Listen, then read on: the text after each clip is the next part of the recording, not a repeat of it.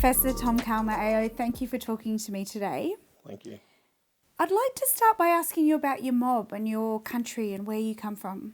You're right. Yeah, well, I come from Darwin, and in fact, just outside of Darwin, Cungarakan on my mother's side, and I was brought up on her country, which stretches from Adelaide River on the Stuart Highway down through Bachelor, Litchfield National Park, down to where the saltwater and the freshwater meet on Darwin River, which is Berry Springs, and that's a woman's site. In fact, at Berry Springs, and I grew up on Mum's country till I was 3, and we moved to Darwin. Dad is Iwija, which is on the Coburg Peninsula, and just north of Kakadu, but that was more difficult to access, and grew up in Darwin on Larrakia country. Do you still feel connected to that country? Very much so, and I still get up to Darwin regularly, still visit country wherever I can, although business often takes me away from being able to do that. But it's, it's great to be back there, and to catch up with family and also to reconnect with country. How do you think that has influenced you, that connection to country? I think it's very fortunate. I've been very fortunate, and sometimes I worry a little bit for my kids because we're now living in Canberra on Ngunnawal country, and so getting the opportunity to go up there as a family group has been difficult over the years because we left in '92. So the 2 older kids grew up in Darwin, so they had that opportunity until they were about 11, and then we moved to Canberra, and but having the relationship with country and culture and a little bit of language, although I'm not proficient at all in that, and but over the passage of time we've now seen a lot of our elders pass on, and so we've got a different generation coming through. So, but there's still the connection to country and to culture that I think is very important, and and I find that I see myself as very fortunate because I've been able to do that, whereas many people across the nation have been moved off their land, away from their country, haven't been able to practice culture or language, and that's been very unfortunate, and people are still going back and re-establishing connections with country. So being grounded in what we call country, our own traditional lands, is very important. Tom, you've had such a diverse working life. What do you think marks your style? Well, it's a very, very interesting question. That I think the influences that I've had from a very stable household. My father had to look after his mother and his sisters in growing up, and they were very poor, and so he had to leave school early to go and work to provide for the family, and so it's always been that association with family, and Dad's influence in saying that when the importance of education to him was paramount, and we all went through and had a good education. And his philosophy was, you get a good education, position yourself, and then help others. And so that's had a lot of influence over the way that I've conducted my life, and our children are the same, and family. So as we've been able to progress through stable employment and having education opportunities, we've all been able to give back to the community, which is important. I think that's what really influenced me to go and take on a social work degree when I was just after I'd started work. Actually, went back as a mature age student, and the whole principles around being a social worker and the values and also community development have influenced the way that I operate, and that's I think they're such great qualities. So it all came from your dad? Yeah, I'd credit a lot to Dad and to Mum. Mum was a homemaker who went out, so she was able to make sure that we did our homework, and that was always one of the things. You can't go out and play until you've done your homework. So, it's a discipline that we try to practice with our kids as they went up. And, fortunately, they've all now completed university, some years ago, and various courses, and now we're into the next generation after. So we've all been able to give back.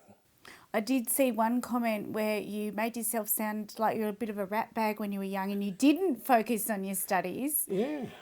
Well, I was never really good. There was a lot of other distractions in growing up in Darwin, which is a great place to grow up. And Dad always had the philosophy, and I didn't appreciate this so much until I was much older and actually found his old checkbooks where at the end of every fortnight, there were zero balances, and that's why we went out.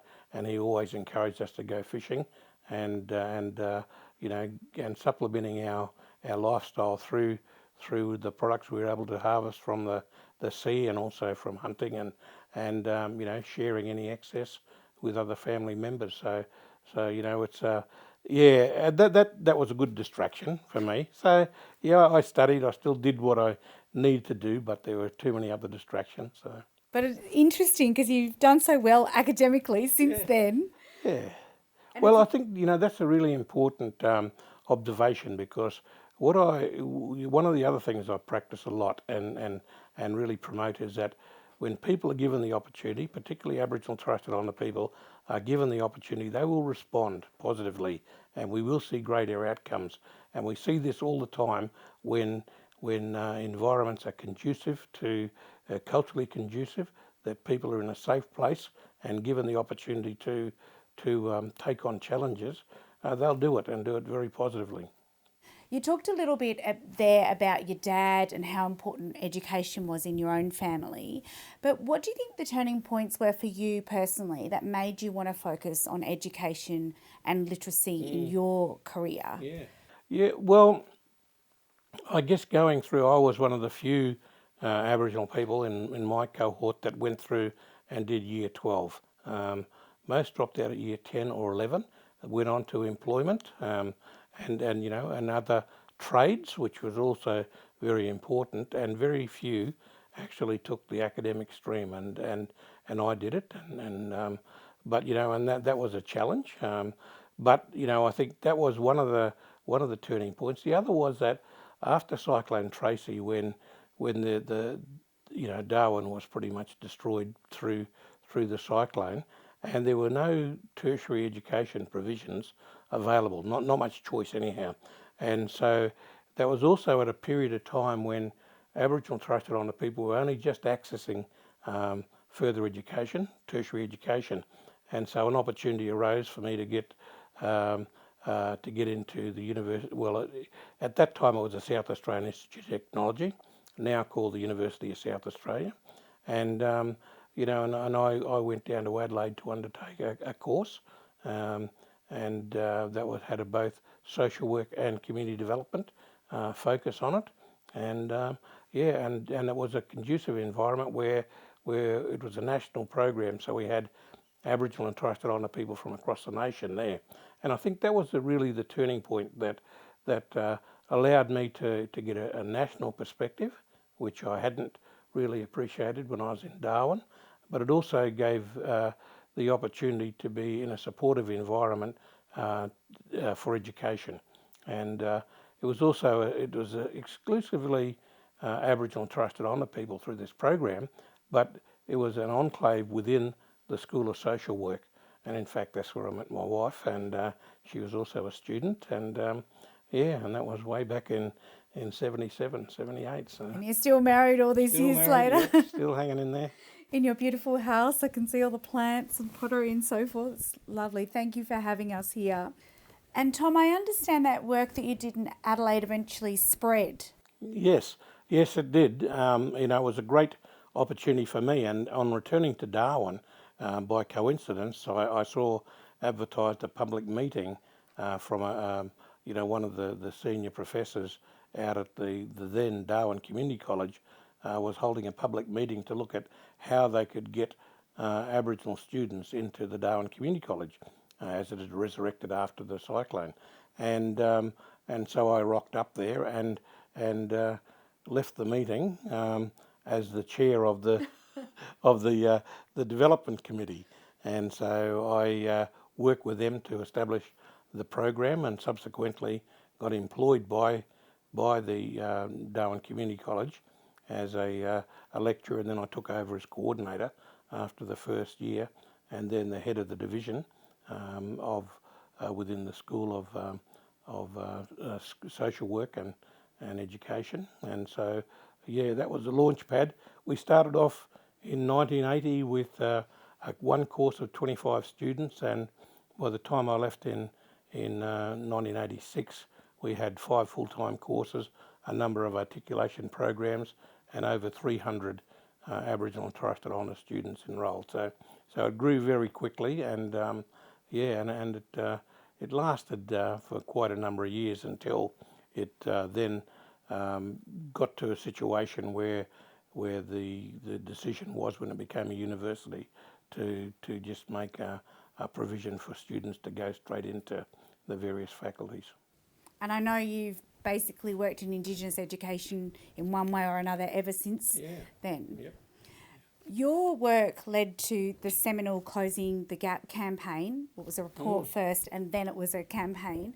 Where do you think Closing the Gap stands now, especially after our recent referendum?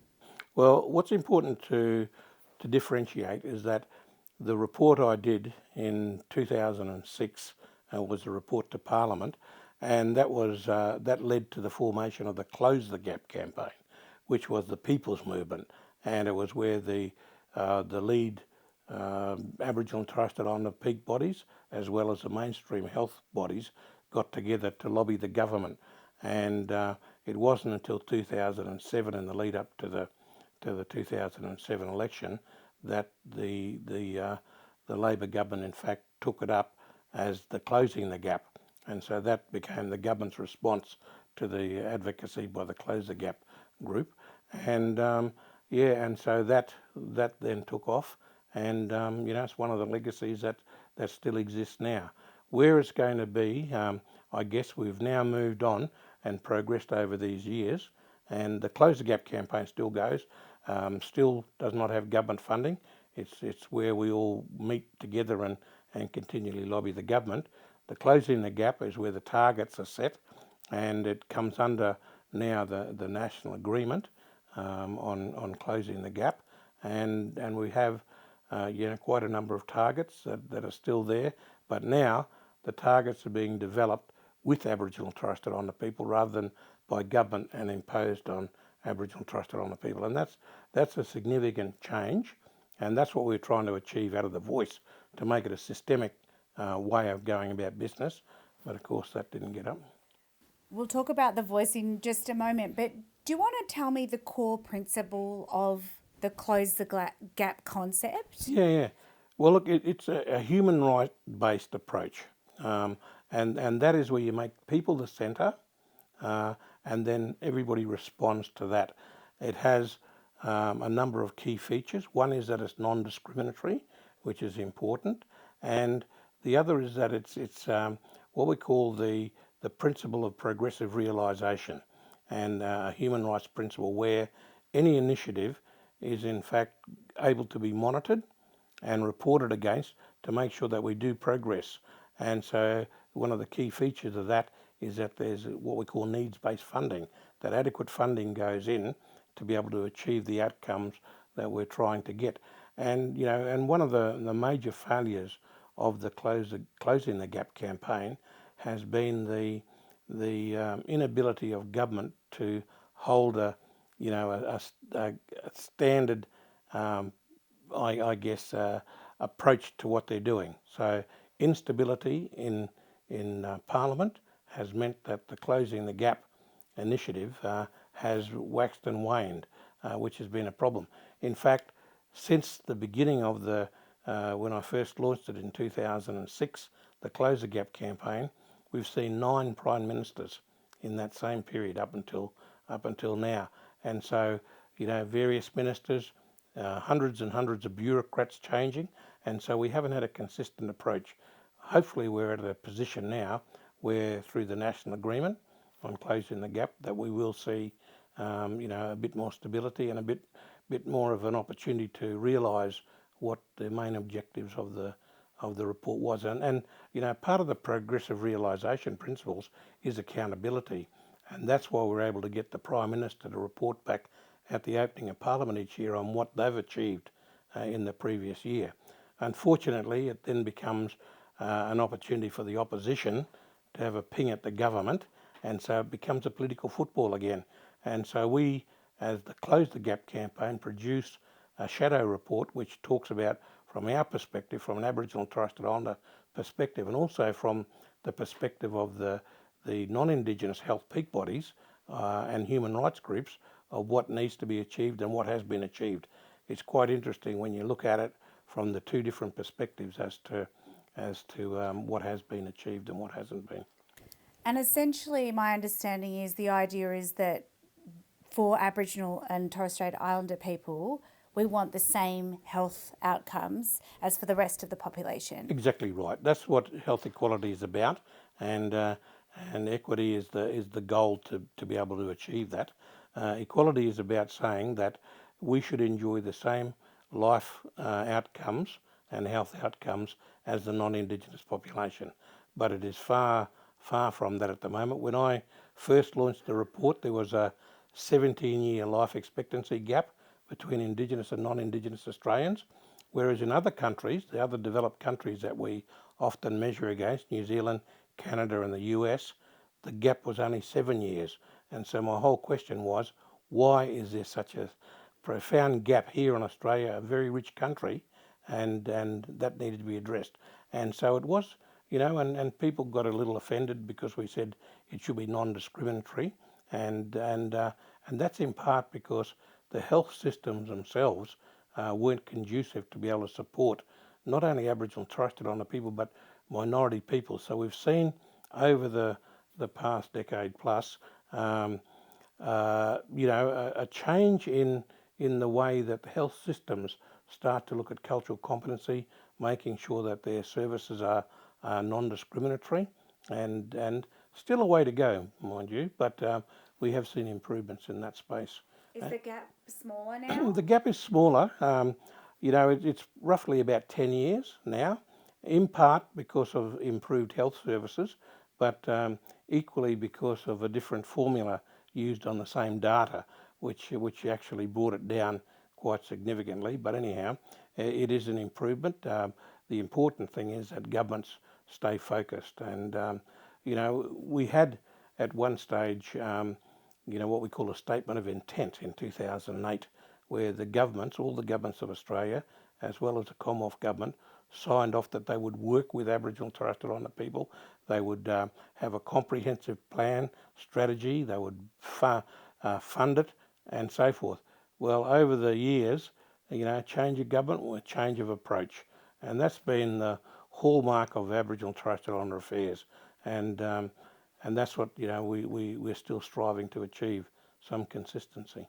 I can hear the frustration in your voice there, but you have spent a lot of your life working on social justice issues for First Nations people. So what turned you specifically towards that cause? Well, it's a bit, of what my father's influence again. He was fortunate in, he started off as a road worker, patching roads, and progressed through self-education up to becoming a senior supervisor. And he employed about 80 people, half Aboriginal and Torres Strait Islander people, the other half non-Indigenous Australians, and he always strove to be able to make sure that everybody was treated equally and fairly, and looking at it from a social justice lens.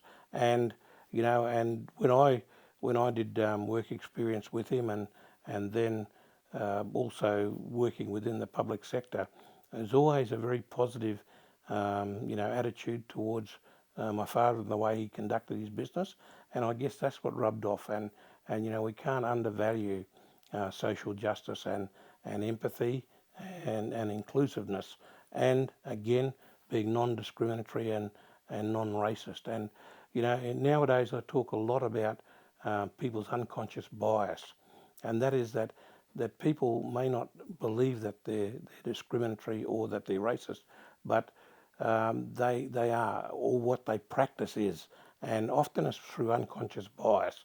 It's how they've been influenced through social media or mainstream media, which creates an attitude towards minority groups. And when you have politicians who also help feed that uncertainty, it's really disappointing. And I think there needs to be a big shake-up in the integrity and honesty of some politicians. And I've made that pretty clear post the referendum. And so that, they have a responsibility to feed accurate information, not misleading, not half-truths, and so forth to the population. And that goes the same for some of our media commentators, because all that does is feed the unconscious bias, and people's attitudes do change. And so all of us need to, in fact, address it. We've all got unconscious bias. It's an interesting point you're making there, because the racism online, especially during the lead up to the voice referendum, was frankly disgusting. I wonder how you reflect on that, especially given that you've got experience in the Human Rights Commission. Yeah. Well, we've had a campaign within the Human Rights Commission. I still am actively monitoring what goes on, called "Racism Stops with Me," and really that's the fact. If we look at it, racism stops with me. If we're not somebody who perpetrates racism or promotes racism, then it will stop. And it's incumbent on all of us to educate our future. I have got a very positive attitude towards the future, and through the work that we do at Reconciliation Australia, what many of the curriculums around Australia are doing with our young kids, and we saw this during the referendum, where the youth and the young voters were all positively disposed to Aboriginal and Torres Strait Islander people, and understanding why we need to have a voice, because youth also become voiceless in many operations of around the nation. So there is empathy there, and unfortunately some of our older cohort, who don't experience racism themselves, can't really appreciate what it means to be either vilified or be discriminated against. What did you make of the referendum result? Look, it's very disappointing, because I co-chair Reconciliation Australia, and we have what we call the Reconciliation Barometer. It's a measure of the attitudes of the Australian population every 2 years, and we've seen, probably for the last 3 barometers, a really positive attitude that the population has had since, and I think the key features are, the bridge walks in 2000, where we had people walking for reconciliation, and that lasted. And then we had the national apology in 2008 by Kevin Rudd when he was Prime Minister, and that was an opportunity for the whole of the population to really understand a lot more about what the stolen generations meant, what the impacts of colonisation meant, and what really came home to people was when there was a national apology to the forgotten Australians, those non-Indigenous people who were brought over from the UK supposedly as orphans and then also incarcerated, and they experienced very similar issues to Aboriginal and Torres Strait Islander people, as in being abused in many different forms, but also being put into indentured labour, not being sufficiently recognised. And so, that people could relate, I think, more, and they felt maybe a bit more empathy and sympathy for the non-Indigenous people that it happened to, whereas they were being educated about the stolen generations, but maybe some of them, and we had politicians saying it was for their own good and so forth, and I still can't comprehend that sort of attitude, but that's out there. I'm only laughing because it's so ridiculous. It is ridiculous, and more, more recent times when a politician saying that there's no such thing as intergenerational trauma and transgenerational trauma, and that colonisation was only good because we got running water, and this is ridiculous, because we don't have running water in all communities. They still suffer. We still suffer from intergenerational traumas, And if it was the case that it wasn't an issue, why have we got a Royal Commission looking at veterans and military people who have taken their own life because of the traumas that they've experienced? And we saw those traumas post the Vietnam War, and when our soldiers were not accepted back into society for a long time. I've had people say, "Oh, but we fought side by side. We should all be treated equally." Yes, we all wish that was the case, but after World War One, World War Two, we had no soldier settlements for Aboriginal and Torres Strait Islander people. They weren't given the land grants and support. They weren't even allowed to get into the RSLs, who they served against. So let's not pretend that all's honky-dory and there's no issues out there. And I'm from a family of Jewish Holocaust survivors, and we know all too well that intergenerational trauma goes on and on and on. Tom, what about the referendum and reconciliation? Do you believe that reconciliation has been damaged by the referendum, or are you still hopeful that we can make change? Yeah, look, I think it has been a bit of a setback because we were so positively, and I mentioned briefly the barometer, and that was showing the attitudes by Australians was very positive and supporting Aboriginal and Torres Strait Islander people having a greater say in our own affairs, supporting being recognised in the Constitution, and so. I must say I went into the referendum very positive, thinking that the Australian population understands, but have since realised that they don't understand, or they were very influenced by social media and some of the other disinformation, and there was plenty of disinformation out there. But it's one of the ones that still irks me is this whole notion of Aboriginal and Torres Strait Islander people get $33 billion a year, so where's all the money going? And when you go and look at all the public records that are all open to the public to have a look at and disclosed, the majority of that $33 billion, less than half comes from the Commonwealth, the other proportion comes from the states and territories, but over 80% of that is for basic citizenship rights that all Australians are entitled to. So, and when we talk about discrimination, we have to ask ourselves, why is it only Aboriginal and Torres Strait Islander people who have reporting against expenditure? No other population group gets it. And so, the population of Australia is misled into believing that these are gifts and grants and free homes. Are you talking about things like Medicare that everyday people are using? Medicare, childcare. When it comes to the Commonwealth, it's even, and I feel very embarrassed about this. The Commonwealth supported places at universities that is open for everybody, but when an Aboriginal person accesses it, it's counted as as a gift to Aboriginal people. You're totally ridiculous, and the government needs to look at the way that they go about reporting on this. Tom, in October 2023, you were at the White House and you were there for a welcome ceremony for Australia's Prime Minister Anthony Albanese, and you were singled out by President Joe Biden for a chat. Now, you're the only Aussie that he spoke to, and I can see the big smile on your face there, reportedly about First Nations business. So can you tell me a little bit more about that chat? Spill the beans. Yeah, spill the beans. Now, the events happen now. Yes, I was. It was the only person, Australian or otherwise, that he spoke with.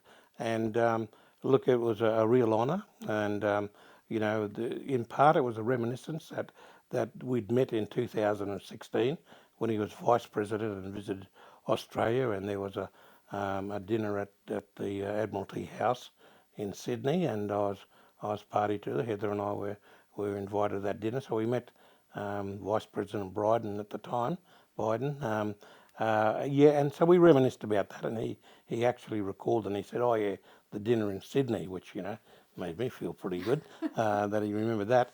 And but we did talk about First Nations businesses, and at the time I hadn't realised it because we were at that event, but he and the Prime Minister had actually put out a statement, both confirming their respective governments' commitments to increasing the relationship between Aboriginal Torres Strait Islander businesses in Australia, and also with the Native American businesses in the States. And it coincided with a roundtable that was taking place soon after, and I mentioned this to the President, that I was going to the roundtable after the welcome ceremony, and he again mentioned his support, and I think it's going to be, a great initiative as we develop with AUKUS on board, and we need to make sure that that Aboriginal and Torres Strait Islander businesses also have a bite at that little exercise, in Australia. And so both parties have agreed to further trade missions between the two, and we will see a delegation of Native Americans coming down here in the new year to talk about what they have on offer and what we have on offer. And I think it's great. It's a great opportunity. And I should say that when you look at the support that the Reconciliation Action Plan companies provide to Aboriginal and Torres Strait Islander people through procurement of their services, but also through the scholarships and other support that they provide, it shows that we are pretty good. And I can understand that their commitment has been a long time coming, and that's why they were so committed to supporting the Yes campaign for the referendum, because they could see value in it. What do you reckon your proudest achievement is, Tom? Oh, well, I think there's been a few. I think I can't go past the Close the Gap campaign, because that has a long-term legacy that's going to address not only health, but also what we call the social determinants and cultural determinants of health. So it looks at education, employment, housing, mental health issues, as well as physical health. So that's very significant. My time as Chancellor at University of Canberra, I'm just seeing 10 years as Chancellor and another 5 years prior to that on council, and what we've been able to achieve, and I guess from there is to know that in 2021 and 2022, for 2 consecutive years, we were recognised as the #1 university in the world for addressing inequality. And that goes on all levels of inequality, not only Aboriginal and Torres Strait Islander people, but gender equality, addressing the needs of first in family going to university, people with disabilities. So something we as Canberrians can be very proud of, and the university. And I think the third thing would be a program that I've managed since 2010 with the Commonwealth Government called the Tackling Indigenous Smoking program. And it's an initiative to talk to Aboriginal and Torres Strait Islander people about the benefits of not smoking. And why that's so good is that we've practiced allowing the community in all the 37 to 40 communities where our teams are located, they work with the community to develop up the strategies and the messaging that's best going to have an impact on their community, which is what we try to achieve out of the voice, is having a clear say in that domain. And so what we've seen is that a reduction of over 50% of the Aboriginal and Torres Strait Islander population smoking down to about 37%, which is a phenomenal shift and ANU has in fact done modelling which suggests that in that period about 50,000 people have either given up smoking or not taken it up, and that's saved about 23,000 lives. So it is a very, very significant health intervention program, which is going to go on for a number of years to come, until we can get down to even getting close to the non-Indigenous population, which is hovering around about 11%. So we've got to get from 37 down to 11, but the non-Indigenous population is also by 2030 wanting to get down to 5%, and our target by 2030 is down to 27%.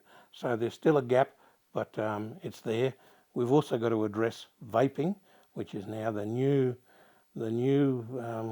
product that's out on the market that is also causing major havoc for communities. But the government's responded very positively to that, and we'll see some measures coming up in the coming year to address that through funding and also some regulatory controls on importation of vaping devices, etc.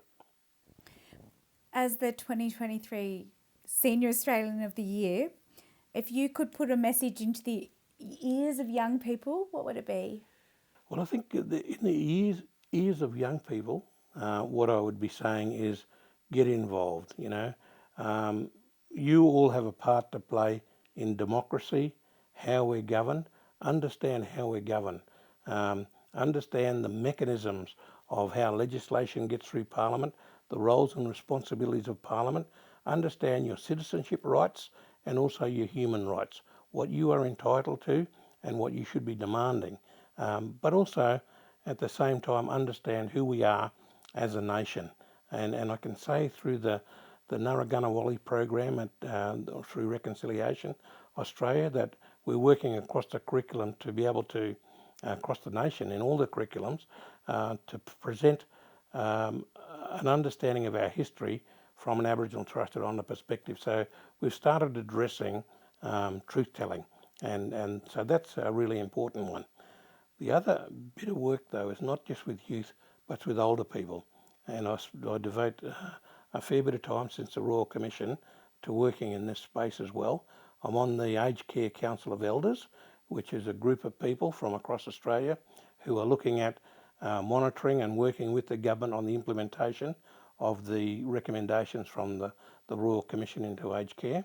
And that's very important. But also the Aged Care Task Force, who has got until the end of the year to come up with some modelling and some suggestions to government on how we will fund aged care into the future. So, from the older person's perspective, I think what they need to do is also understand a lot more about our youth, understand how they can still contribute effectively to society, and try and get a bit of an understanding about our history, because too many older people were denied a good education about the history of Australia. It was very distorted, and like when I went through, and I'm turning 70 in a couple of weeks' time, it was all about Captain Cook discovering Australia and forgetting about that 65, 70,000 years of prehistory, when Aboriginal and Torres Strait Islander people survived on this continent. And, to understand and to celebrate and really give life to the longest continuing surviving cultures in the world are Aboriginal and Torres Strait Islander people. Nobody's ever going to pass that, but we're here, we were here, we will still be here into the future. So it's really important for all of us to understand that and to try and have some empathy and understanding about why Aboriginal and Torres Strait Islander people want to have a bit of say in the way that we're going about it. And look, unfortunately, with the bushfires that are happening around Australia now, we're seeing another call from people saying we need to look at issues like cultural burnings, land management that were practiced by Aboriginal and Torres Strait Islander people pre-colonisation, that meant that we won't suffer as much in these devastating natural disasters as we currently do.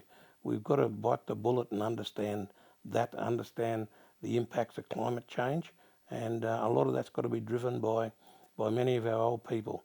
There's many on board, many on board for reconciliation. We just need to expand that out for others to have a bit more understanding, a bit more empathy, and I think that's what's going to make Australia. We are a multicultural society, and we've got to understand that. We've got to live with it. We've got to work with it, and we should respect all cultures, all religions, and all peoples, and we'll only do that, and that'll make us, be able to achieve a future that's going to be very inclusive of everybody. And you look at the statistics on the number of people who are married, intercultural marriages. We are multicultural, and as the Race Discrimination Commissioner for 5 years back in the 2000s, we saw some atrocious behaviour by governments, and and the lack of recognition. We need to now move further on that one and celebrate, as we do in Canberra. You know, Canberra, we celebrate two big things, I reckon.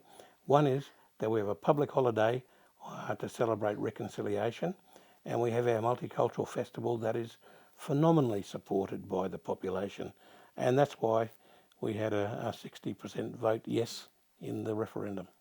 I know an Indigenous friend of mine said, at least I live in the yes state.